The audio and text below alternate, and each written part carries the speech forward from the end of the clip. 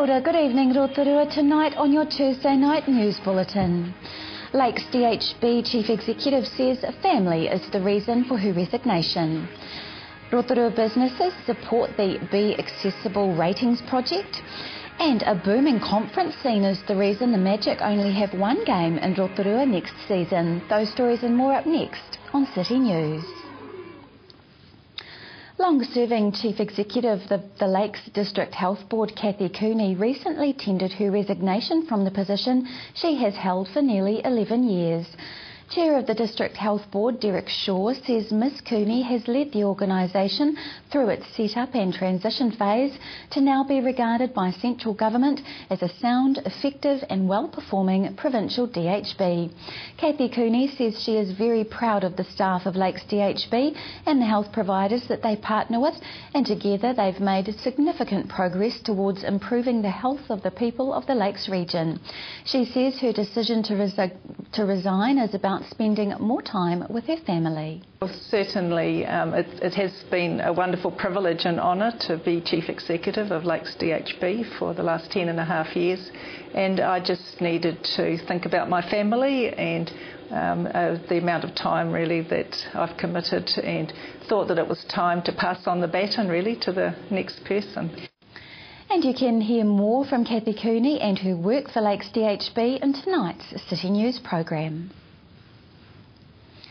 The strategy for the Lakes of Rotorua district is being updated, and young people can contribute to the new strategy with an art and storytelling competition.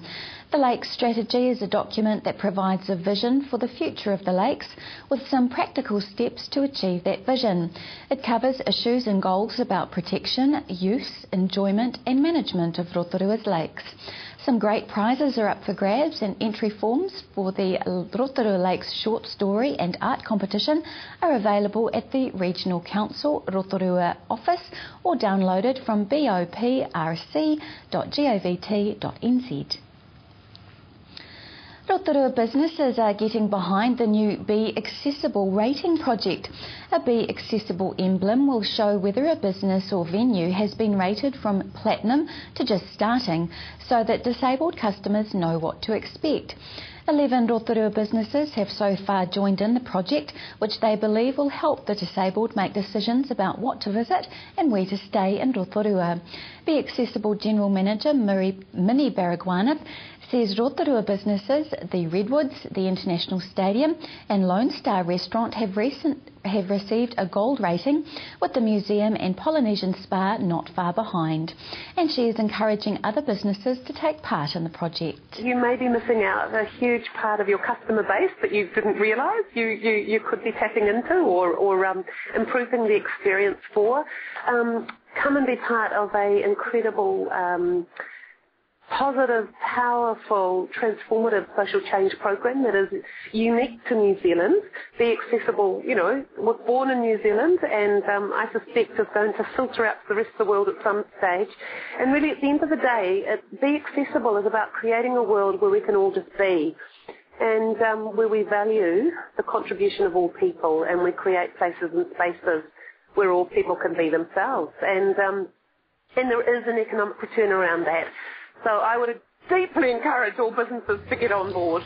Information about the assessment and ratings of businesses are posted on the Be Accessible website.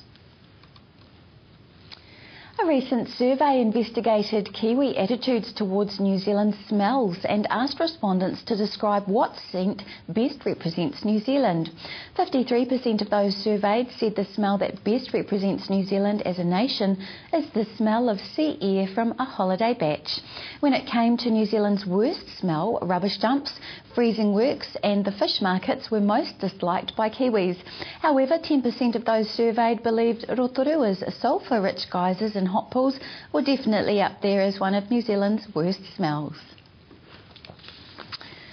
In sport tonight, Rotorua will be hosting only one Waikato Bay of Plenty Magic netball game in the coming season. In a newsletter sent out by the Magic last month, the franchise announced 2 new homes for the coming season, Claudelands Arena in Hamilton and the Tect Arena in Tauranga. Magic Chief Executive Cheryl Dawson says the fact that Claudelands and the new Tect Arena have been named as new homes for the team is not the reason Rotorua is having only 1 game in the new season. She says the heavy conference bookings at the Rotorua Event Centre is the main reason. General Manager of Events and Venues Peter McLeod says Rotorua is a very popular conference centre and the advanced booking of these events does sometimes collide with other potential users of the Energy Event Centre.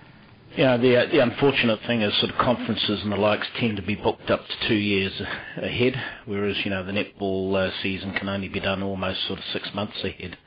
So we run that risk each year. Some years we have more space available just depending on when their home games are scheduled. Sometimes we don't, and unfortunately this is one of the down years. The new ANZ netball season starts in February 2012. To your weather now, Rotorua and the surrounding area. Tonight, a fine westerly breeze, overnight a low of 3. Tomorrow Wednesday, fine westerly easing, a high of 15 and low of 5. Long range for Thursday, becoming cloudy, north-east winds, a high of 15 and low of 7. Marine forecast for Lake Rotorua for Wednesday, westerly 5 knots, rising to 10 knots for a time in the afternoon. Waves less than half a metre and fine. If you've missed any of tonight's bulletin, you can watch it again by going to tvrotorua.co.nz and click on the View Latest City News link. Or to view what's on in our city, click on the Upcoming Events link. Still to come tonight on City News, we meet another immigrant in our Neighbours in Our Community series. Arthur's at Waiariki Institute of Technology to talk about their new course that aims to help at-risk youth, and more from Kathy Cooney on her time as Chief Executive of Lakes DHB.